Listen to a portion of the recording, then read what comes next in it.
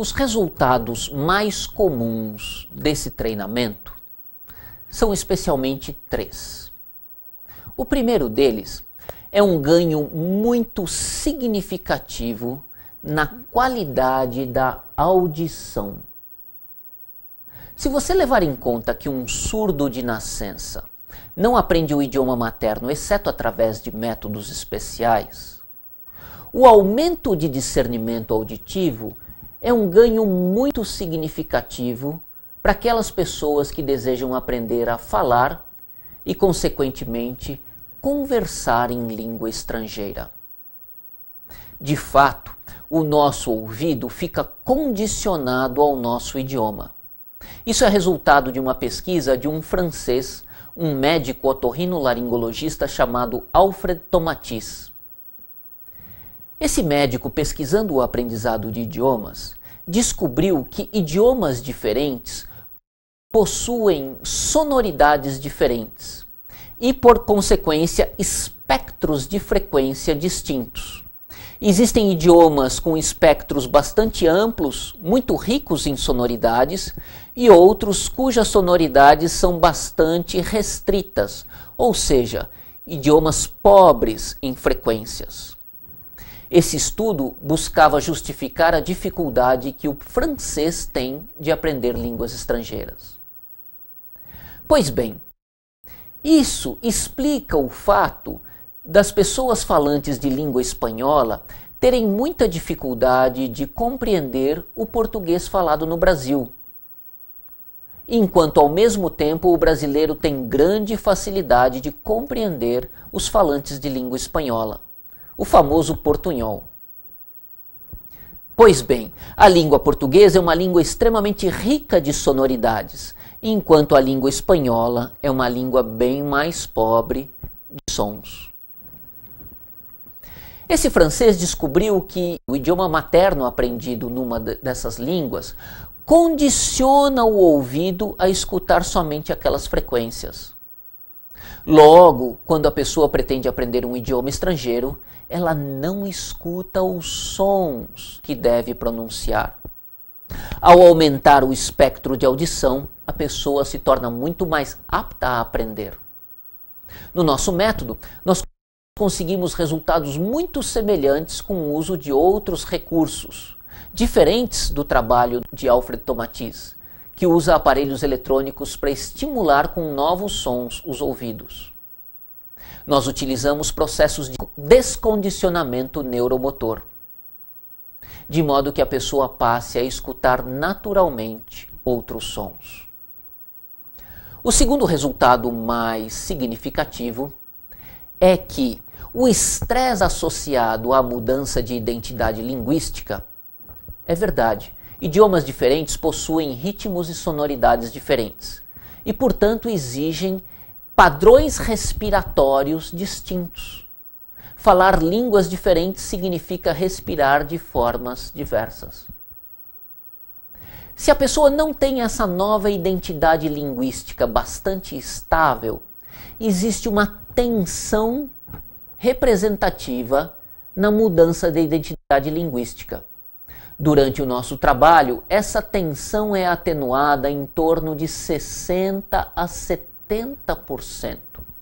Ou seja, todo o aprendizado já adquirido se torna muito mais disponível para a pessoa utilizar. Isso é resultado de um fenômeno chamado memória dependente de estado. Esse episódio ilustra muito bem o que isso significa. Certa vez eu fui convidado para dar uma palestra para donos de uma escola do ABC Paulista. Havia lá umas 10 a 15 pessoas, entre os empresários, os coordenadores pedagógicos e os melhores professores da escola. Eu apresentei as minhas ideias e uma das professoras, provavelmente imaginando que eu trabalhasse com sugestologia, um método que depois foi denominado de aprendizagem acelerada de línguas, que era o mesmo nome que eu utilizava na época. Esse método, originalmente criado por Georgi Lozanov, era baseado no uso de estados de relaxamento e técnicas de visualização para aumentar a fixação de vocabulário. Pois bem, provavelmente pensando que eu fizesse isso, essa professora me disse o seguinte: Walter, eu preciso muito aprender as suas técnicas de relaxamento. Eu perguntei por quê e ela disse: eu tenho aqui um alto executivo, um alto diretor de uma das nossas montadoras aqui do ABC, que faz aula comigo 3 a 4 vezes por semana de 1 hora e eu levo de 20 a 40 minutos para fazê-lo relaxar. Depois que ele relaxa, a aula flui que é uma maravilha. Ele conversa perfeitamente bem comigo. Mas eu gasto muito tempo para fazê-lo relaxar e enquanto ele não relaxa, ele não fala nada. E eu disse para ela: e ele vive reclamando de que na empresa ele não consegue utilizar o que você ensina, não é mesmo? Ela disse, suspirou. Como você sabe disso? É óbvio. Chama-se memória dependente de estado. Se na empresa ele funciona no 400 MHz e você tenta relaxá-lo para funcionar no 100 para poder ensiná-lo, ele nunca vai se lembrar do que ele estudou com você quando ele estiver nos 400 MHz, a não ser quando ele já tenha muita prática. O que eu não tive de coragem de dizer para essa professora é que seria muito melhor se ela tomasse alguns estimulantes em vez de ensinar a relaxá-lo. Isso acontece também com os brancos nas provas ou nos processos seletivos.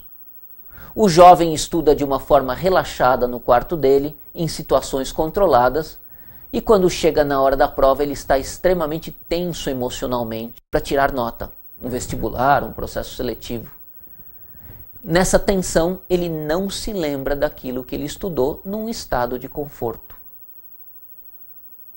O terceiro resultado mais significativo é que, independente do nível de aprendizado do idioma, desde o iniciante absoluto até o falante, é possível aprender a pensar e a sentir nesse idioma. É verdade. Se você perguntar para qualquer bom falante de línguas estrangeiras ou para qualquer bom professor, quando que eu posso afirmar que eu aprendi a língua que eu quero? A resposta vai ser parecida com a seguinte: quando você souber pensar nesse idioma. Mas se você fizer a pergunta seguinte: como eu aprendo a pensar? A resposta vai ser semelhante à seguinte: bom, você deve praticar, praticar, praticar, estudar, estudar, estudar, praticar, praticar, praticar, e um dia, quem sabe, com a graça do bom Deus, você acorde pensando nessa língua. Mas saiba de antemão que isso é apenas para alguns poucos escolhidos, pois a maior parte das pessoas vão continuar com aquele tradutor interno extremamente estressante. Isso já é história do passado. É sim possível aprender a pensar e a sentir desde o início, conforme o processo de aprendizado de uma criança. Existem ainda outros resultados desse trabalho, que eu chamo de resultados secundários, pois variam de pessoa para pessoa.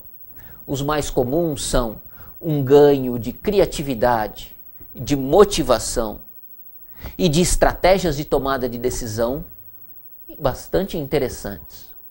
Mas o melhor de todos é um ganho de concentração da ordem de 70%. É isso que, na média, melhora o foco de atenção com esse trabalho que nós utilizamos de descondicionamento neuropsicomotor, para que a pessoa esteja apta a aprender de uma forma muito mais livre, tal qual uma criança.